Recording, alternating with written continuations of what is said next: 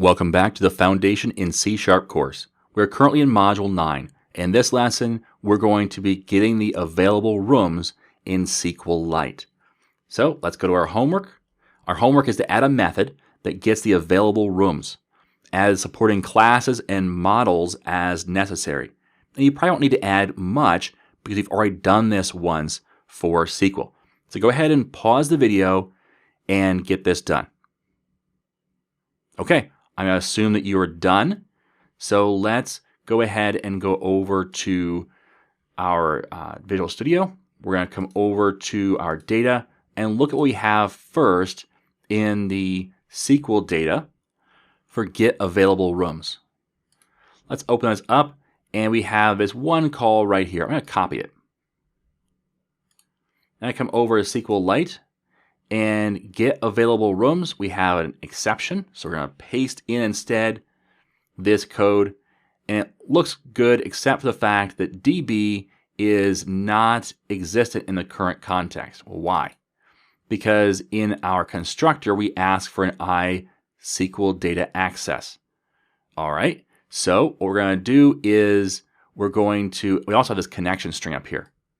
Let's grab that too. I'm going to grab that first. I'm going to paste it up here, and we're going to say it's the connection string is SQLite DB, like so.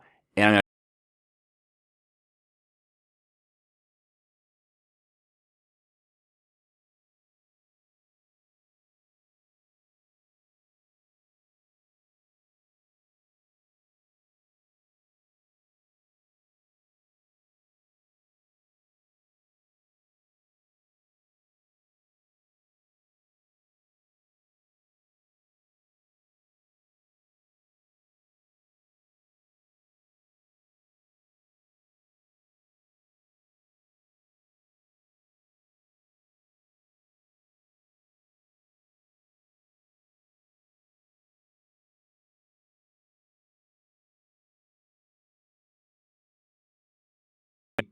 don't have a store procedure inside SQLite. So what are we going to do? Well, we're going to say string SQL equals and a couple of double quotes and pass that in instead. But what is our SQL? Well, if you remember, sp room types underscore get available rooms. Let's go to our database, go to our store procedures, sp room types get available rooms. So let's put this back the way it was with SQL, and let's go over to our store procedure. I'm going to copy this. I'm going to come back over here, and I'm going to put an @ symbol in front of my SQL, and then I'm going to paste in that text. And the @ symbol allows for the multiple lines. Okay? Now, just so you know, it is going to send all this extra white space, which is messy, but doesn't really hurt much usually.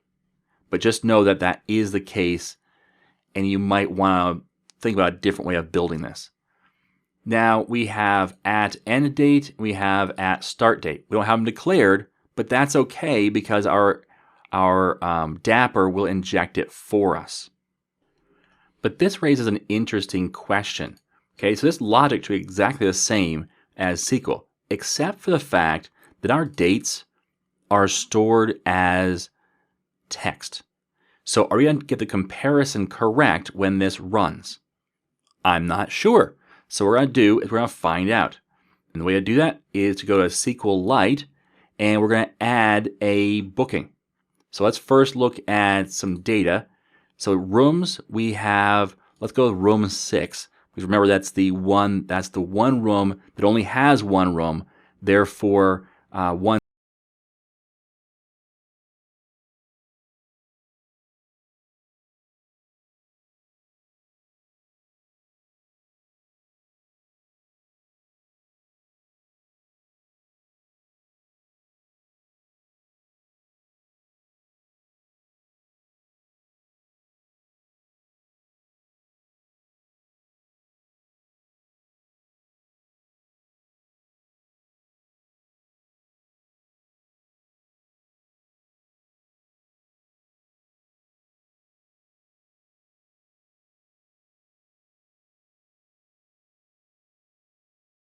The guest ID is 1. The start date and end date, we'll skip that for a minute. Total cost, let's do 21500 for $215. So a start date, let's pick today's date. I'm going to put in the format of 2019-12-10 for year, month, day. And then let's leave it at 0 hours, 0 minutes, and 0 seconds. All right. So that's a format I'm going to assume that it needs. I think that's true, but we'll find out. I'm going to copy this. I'm going to paste it in here and change it to 11, meaning 1 day. All right. And now we're going to hit save, and that goes into our database just fine.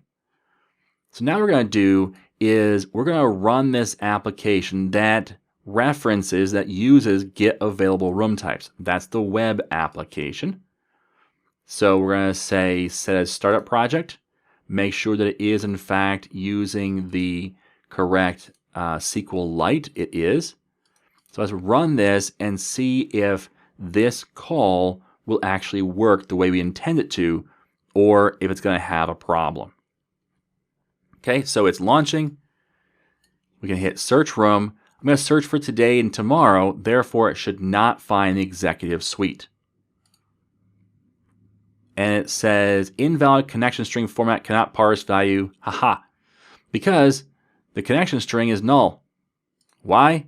We never put a connection string in our app settings.json. We have one for SQLite, or SQL, not SQLite. So at the end of the SQL, put a comma, and then say SQLite DB. And the connection string is going to be data source with a space equals d:/demos/hotel app db.db semicolon version equals 3 semicolon.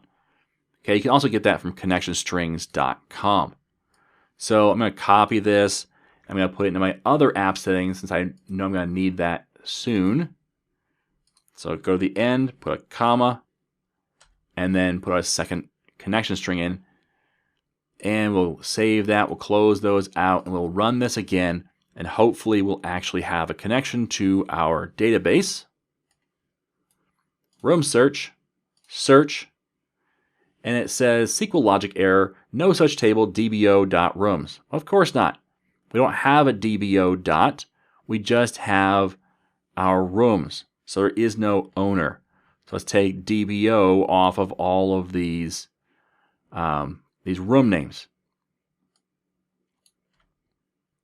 I think that's all the DBOs. Let's try it one more time. So these are the subtle differences between SQL and SQLite. So we run this again, room search, search it, and it says unknown error, insufficient parameters supplied to the command. Well, that's interesting because I have two parameters, start date and end date, and it looks like my SQL statement, and let's look at this statement, which is ugly. So we'll look at it in code. My SQL statement has, room type ID. I did not supply the room type ID. Let's come over to our store procedure, and sure enough, we're passing in room type ID, but I never passed in the room type ID. So let's go over to our SQL data access and look, and we're not passing in room type ID here. That's interesting. So why is it we're passing in a room type ID when we're not using it? I think that might actually be a bug. So let's take that out. I don't think we need to have room type ID. So let's see if this runs without it, and then we'll go back and fix the other one and make sure it runs as well. So room search, search, and there we go. We got a number of what looks like rooms, but they're wrong, just wrong. And it looks like I'm running the wrong query. That's what it looks like. because this should not return 6 records. But let's find out why this is doing this. Let's go over and look at this query again. And this is the correct query. So I had the wrong query. How about that? Yeah, be careful when you're copying and pasting. Make sure you get the right one. So let's paste this one in instead. And we'll tab this out to be more reasonable. And change DBO. And change DBO. And change DBO. And I think that's it. So this should have better return values for us. Let's start it up again. Room search, search for the room.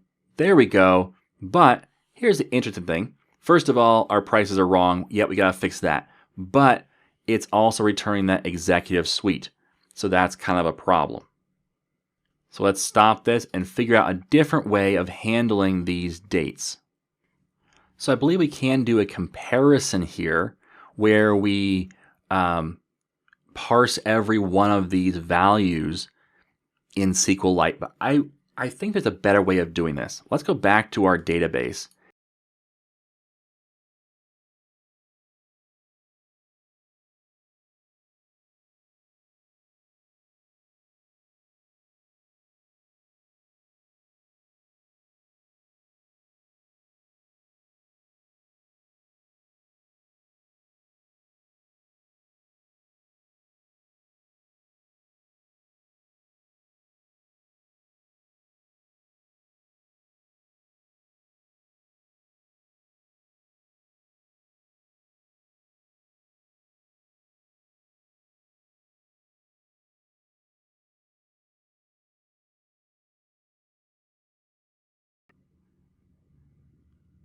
Let's go back.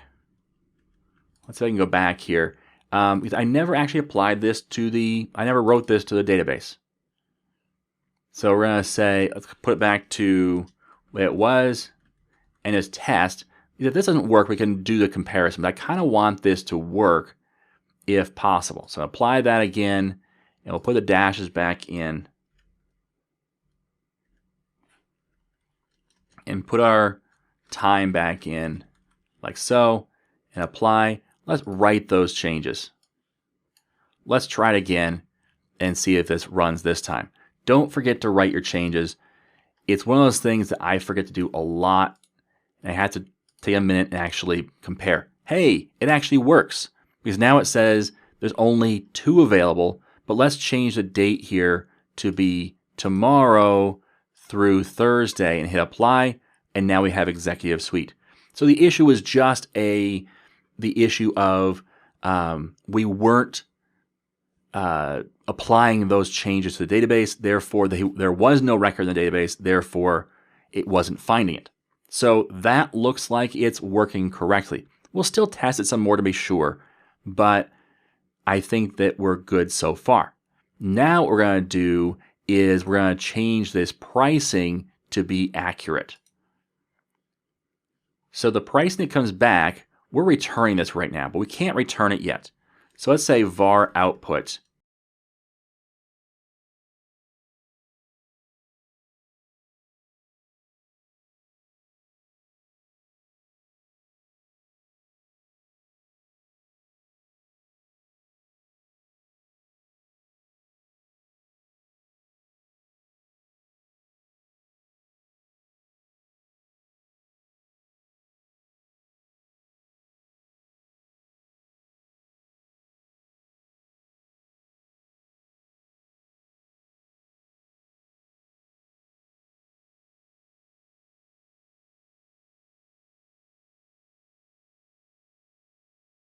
Record in that set.